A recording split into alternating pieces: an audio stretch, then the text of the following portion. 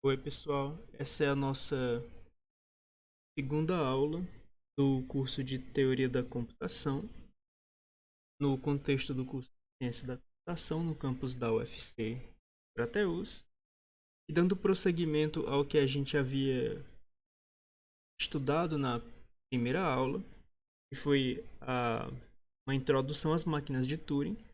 A gente vai agora falar sobre uma notação para não precisar ficar representando máquinas de Turing utilizando tabelas de transição, tá bem? Então, para a gente criar a nossa notação para máquinas de Turing, a primeira coisa que a gente vai precisar definir são máquinas elementares.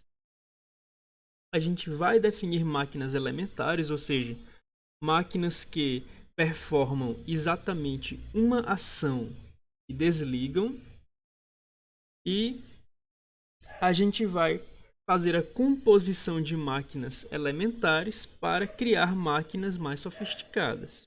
Bom, então a gente vai ter dois tipos de máquinas elementares. A gente vai ter as máquinas elementares que escrevem símbolos e as máquinas elementares que fazem um movimento na cabeça de leitura e escrita da máquina.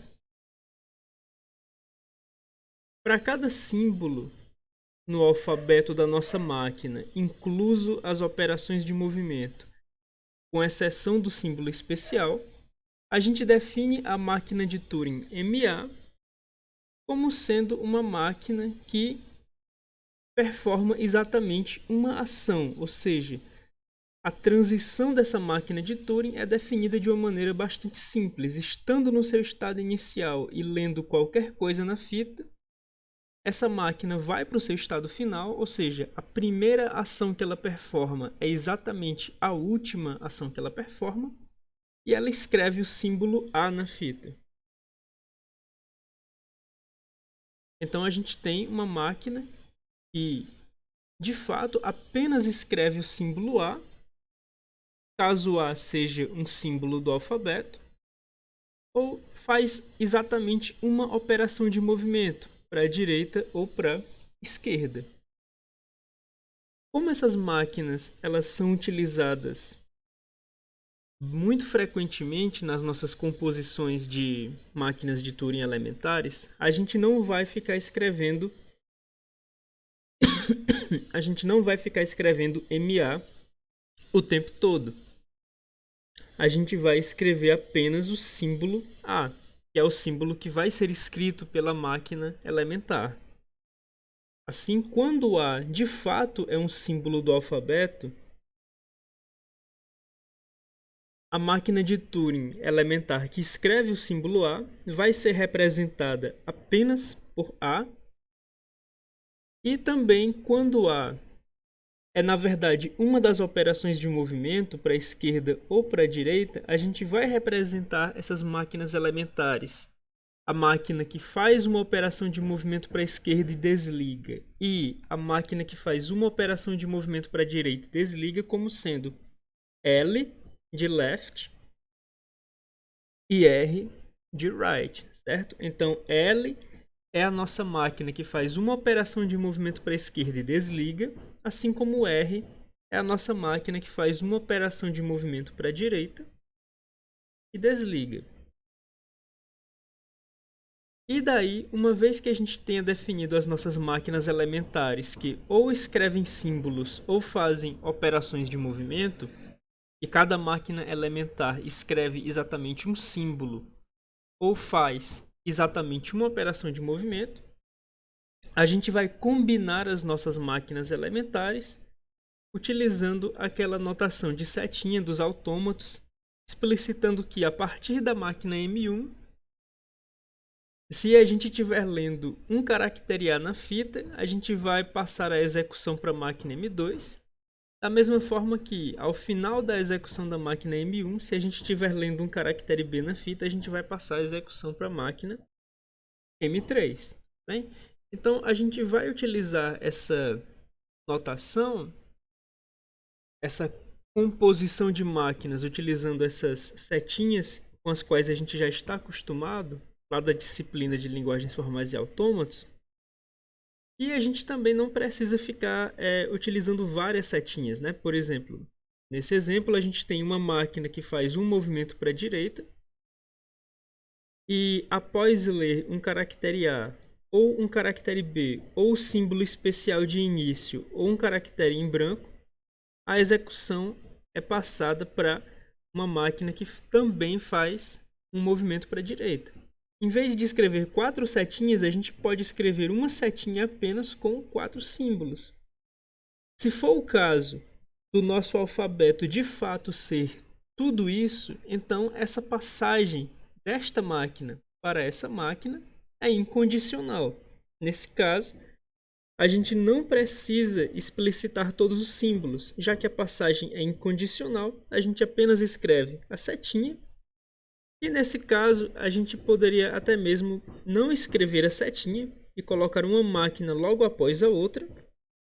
E como se trata de duas máquinas iguais, a gente poderia também apenas colocar um expoente, um sobrescrito, indicando que essa máquina deve executar 2 vezes. Aqui a gente tem mais uma máquina interessante construída a partir das máquinas elementares. Uma máquina que começa a sua execução numa máquina que anda uma casa para a direita e, enquanto essa máquina não ler um caractere em branco, ela retorna a execução para si mesma e só vai parar de executar quando ler o primeiro caractere em branco. A gente abrevia essa máquina como R e o subscrito com o caractere em branco. Ou seja, essa máquina ela anda para a direita até encontrar um caractere em branco e em seguida encerra a sua execução. Analogamente, é possível conceber a ideia de uma máquina que ande para a esquerda até encontrar um caractere em branco. E aqui a gente tem de fato 4 máquinas que se movimentam na fita da máquina de Turing com respeito à presença ou não de caracteres em branco. A gente tem a máquina do exemplo anterior, a máquina que anda para a direita até encontrar um caractere em branco, assim como a gente tem a máquina que anda para a esquerda até encontrar um caractere em branco.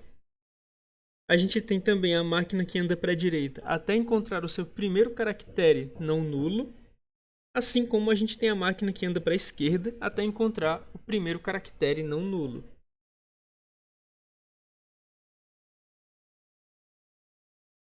Agora a gente vai ver o nosso primeiro exemplo de uma máquina mais sofisticada, que seria uma máquina que copia a sua entrada. Daí, a máquina que copia a sua entrada, ela vai transformar essa configuração de fita. Observa que no caso a gente tem um espaço logo após o caractere especial de início da fita, a entrada W, um caractere em branco logo após a nossa entrada.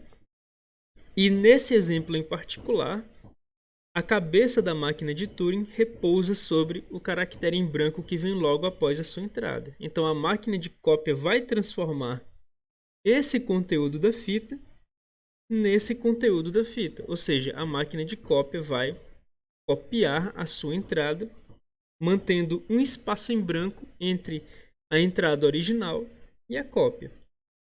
E ela pode ser expressa da seguinte forma.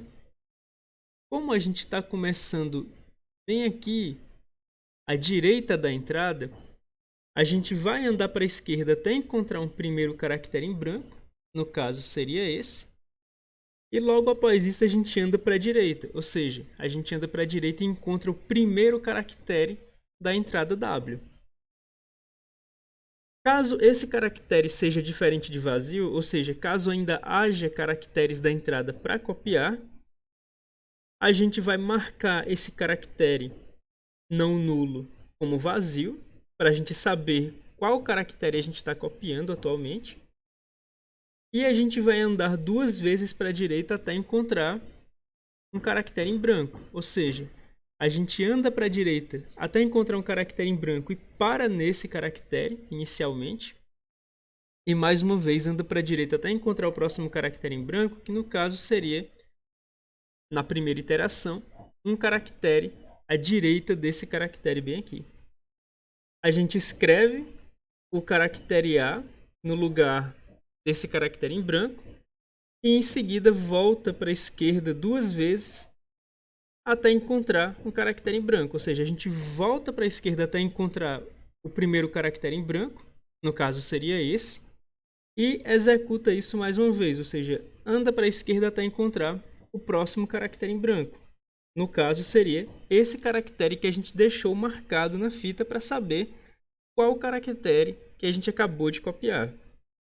Como a gente não está apagando a entrada original, como a gente está apenas copiando a entrada original, a gente restaura esse caractere no lugar do espaço em branco que a gente deixou para marcar que ele estava sendo copiado.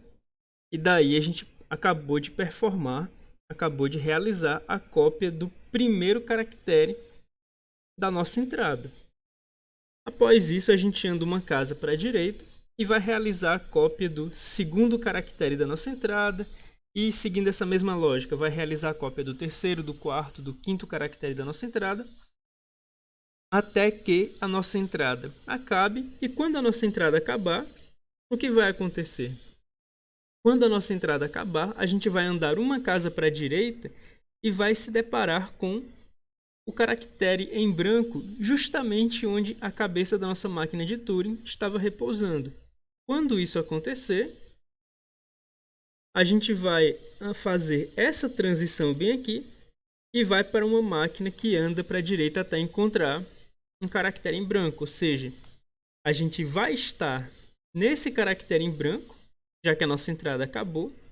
A gente vai ter escrito W logo após esse caractere em branco. E a gente vai andar para a direita até encontrar um caractere em branco, portanto vai parar bem aqui, certo?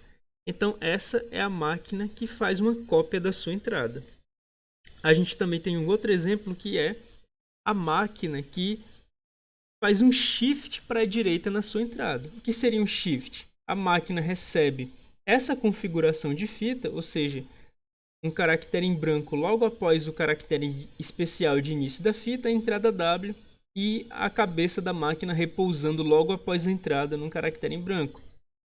E ela vai transformar isso, observa, fazendo com que haja, na verdade, no final da sua execução, não apenas um caractere em branco entre o caractere de início e a entrada, mas fazendo com que haja 2 caracteres em branco entre o caractere de início e a entrada. Bem?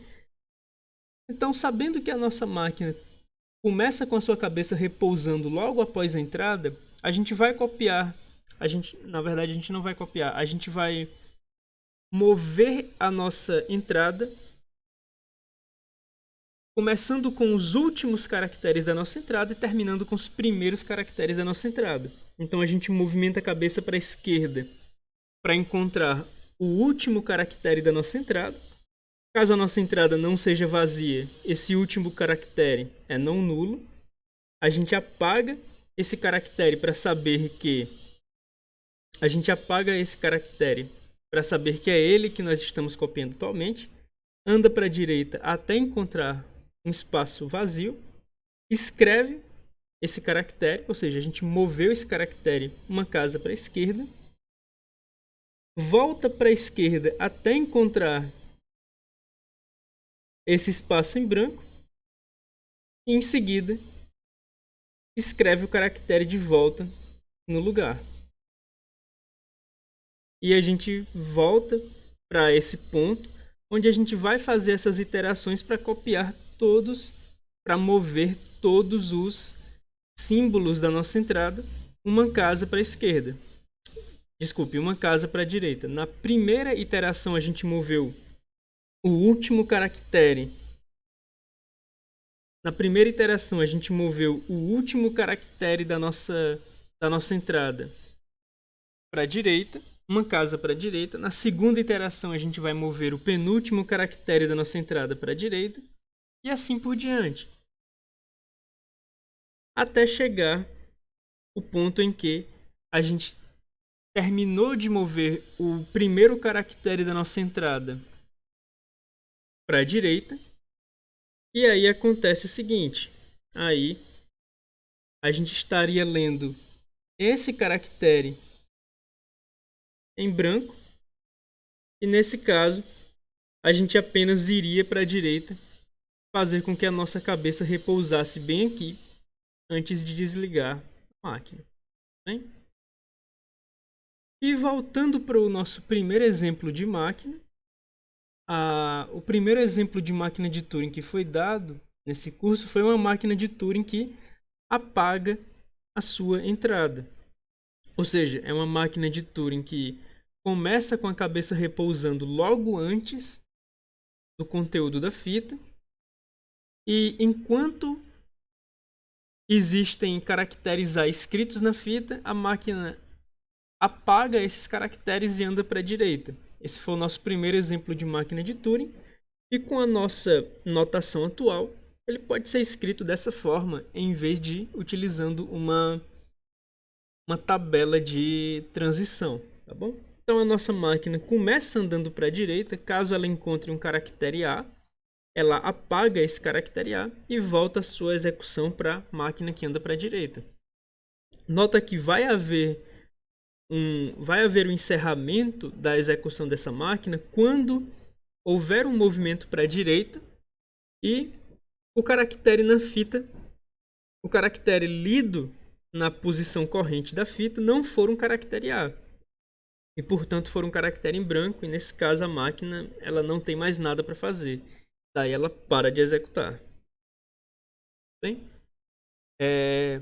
A introdução dessa notação de máquina é o conteúdo da aula de hoje. Na próxima aula a gente vai estudar a gente vai estabelecer definições para computação utilizando máquinas de Turing. Então, até lá.